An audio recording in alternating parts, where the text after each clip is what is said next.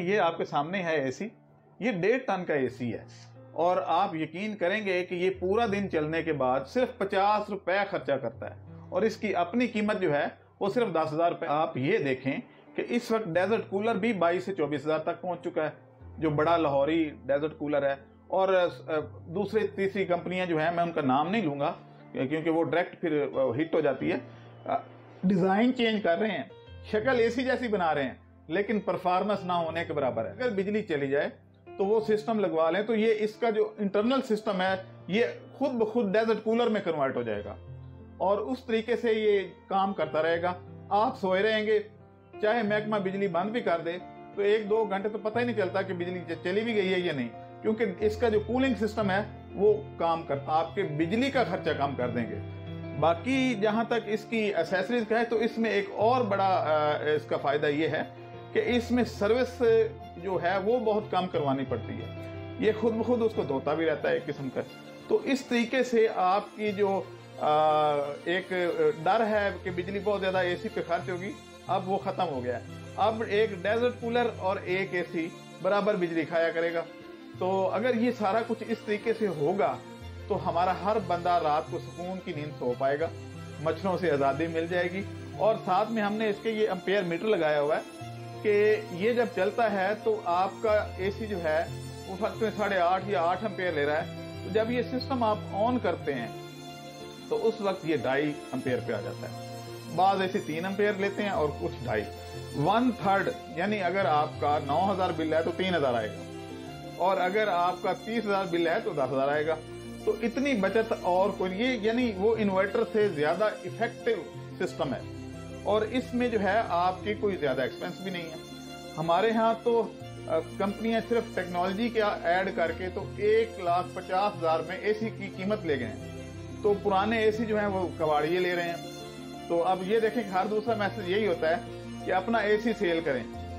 और ये सिर्फ ये है कि ये इस स्प्लिट एसी पे काम नहीं करता, बल्कि जो भी एसी है जैसे विंडो टाइप एसी है या कैबिनेट एसी है या स्प्लिट एसी है, सब पे इक्वली इफेक्टिव। सीक्रेट सिर्फ इतना सा है कि पुराने एसी में हमने एक डिवाइस लगाया है, वो डिवाइस जो है वो इवेपोरेशन करता है। दूसरा ये है कि वो जो कंप्रेसर है उसको कूल रखता है। आपको पता है कि जब कंप्रेसर ठंडा होता है तो कूलिंग बढ़ती है और बिजली का खर्चा कम हो जाता है। और उसमें एक वायरिंग कर दी है, पाइपिंग कर दी है, जो उसकी जितनी जो बाहर का आउटर है उसके अंदर सर्कुलेट करता है पानी, और वो पानी ठंडा होता है और उसकी सारी हीट को ट्रांसफर कर देता है हवा में।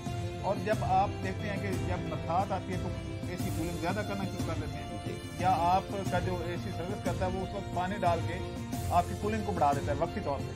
तो हमने उसमें कुछ ऐसी डेवलपमेंट की कि यार अगर बरसात में कूलिंग ज्यादा हो जाती है और या जो एसी ठीक करने वाला है वो पानी डाल के आपको कूलिंग पूरी कर देता है, बाद में आप जाने जब आपका काम जाने, तो क्यों ना इस टेक्नोलॉजी को कुछ ऐसा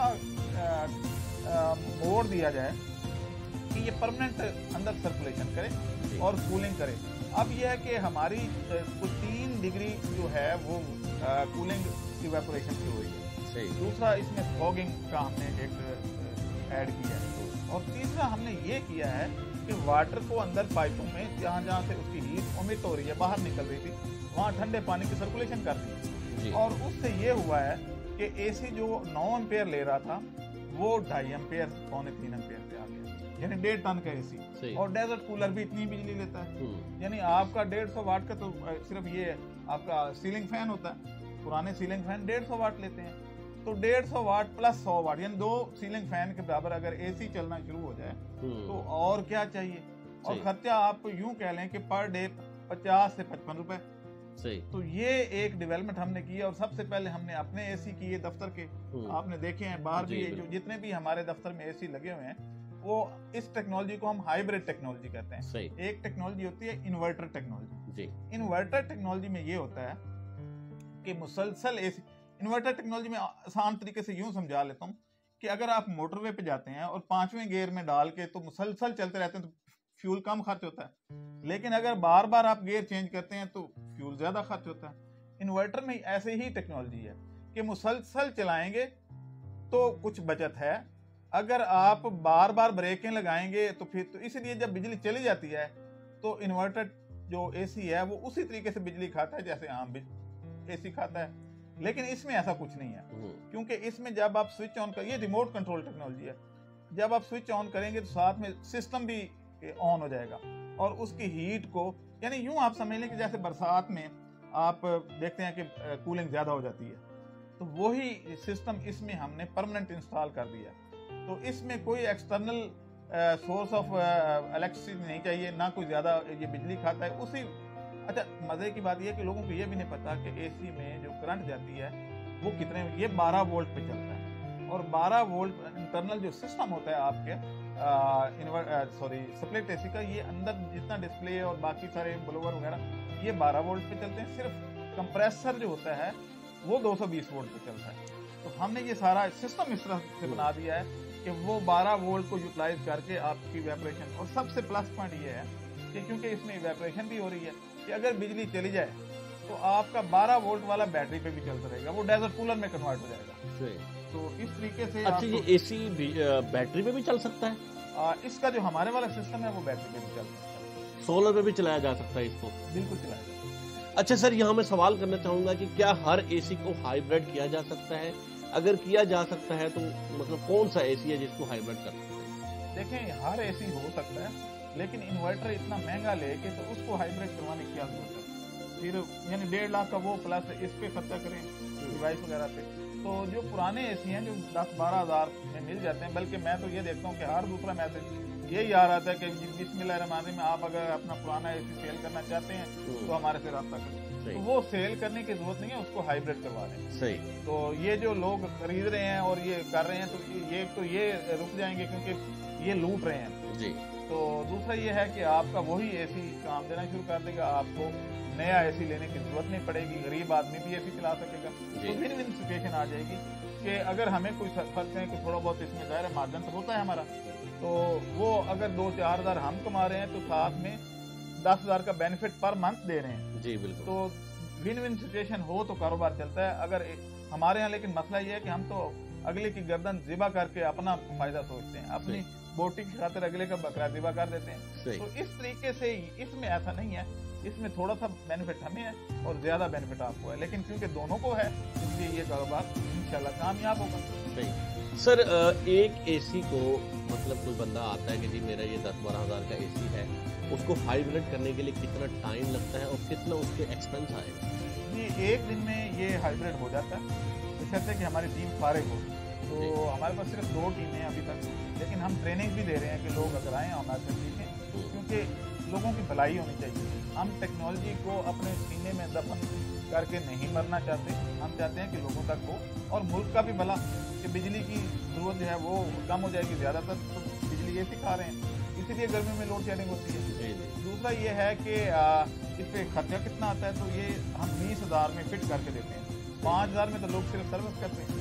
तो इसमें हम पूरा सिस्टम लगा के 20,000 यानी 30,000 में आपका एसी बिजली से जो 1/3 उसका खर्चा है वो यानी अगर 10,000 है तो 3,000 के खर्च, तो 7,000 पर मंथ बचाना ज़्यादा बेहतर है, या 1.5 लाख का वो इन्वर्टर एसी ले तो उस पर भी फिर ये खर्चा होगा 10,000, तो उसका भी बिल आ जाता है।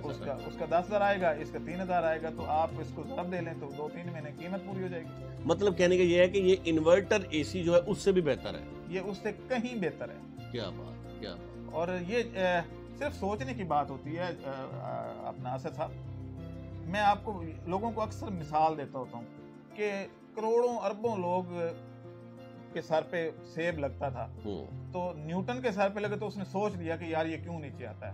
तो सोचने की बात है, और कोई ये नहीं कि मैं कोई अफलातून हूँ, सिर्फ मैं सोचता हूँ, लोग सोचते नहीं। सही हो गया। सर, यहाँ 2 तरह के हमारे कॉमन एसी हैं। छोटे ऑफिस में 1 टन का लगा होता है, बड़े घरों में कहीं 1.5 टन का, 2 टन का।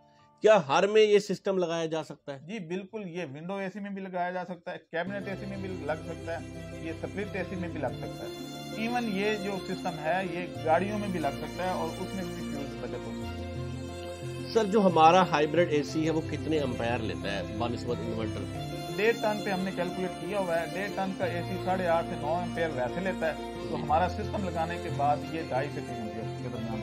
अच्छा, क्या बात है। अच्छा सर, एक एयर कूलर और एक ये हाइब्रिड एसी, क्या इन दोनों का खर्चा हम ये कह सकते हैं कि ये दोनों बराबर खर्चे पे हैं? एक कूलर का जो खर्चा है वो बिल्कुल ऐसे ही है। जो उस एयर कूलर के अंदर जो पंखा लगा होता है वो 150 से 200 वाट ले रहा होता है। सही। और 50 वाट की उसमें पानी की मोटर लगी होती है तो 250 वाट वो ले रहा होता है। और हमारा जो है ये भी तकरीबन इतना ही है। सर क्या ये एक सवाल है, क्योंकि लोग बाद में क्वेश्चन करेंगे जी आप ये भूल गए, तो जो मैं भूल जाऊं तो आपने कमेंट बॉक्स में बताना है कि कौन सी कंपनी का, क्या ये मुख्तस है कि जी सिर्फ इसी कंपनी को ही हाइब्रिड किया जा सकता है या दूसरी नहीं होती? नहीं, वो हर कंपनी को किया जा सकता है, बशर्ते ये चलने वाला हो, एसी चल रहा हो। हाँ, पहले चल रहा हो, ये ना हो कि वो उसकी पाइपिंग ही ना हो या कंप्रेसर ही जला हुआ हो, तो कंप्रेसर की जरूरत पड़ेगी। लेकिन ये है कि आपको पहले बताना पड़ता है कि हमारे किस कंपनी का है, क्योंकि हर कंपनी का अंदर का स्ट्रक्चर डिफरेंट है, कंप्रेसर का डिजाइन डिफरेंट है, तो उस सूरत में हम उसके हिसाब से पहले बनाए हुए हैं, हमने वही फिट करते हैं। जब लाइट चली जाएगी, जैसे यूपीएस घरों में होते हैं, उसी यूपीएस पे एसी चल सकता है?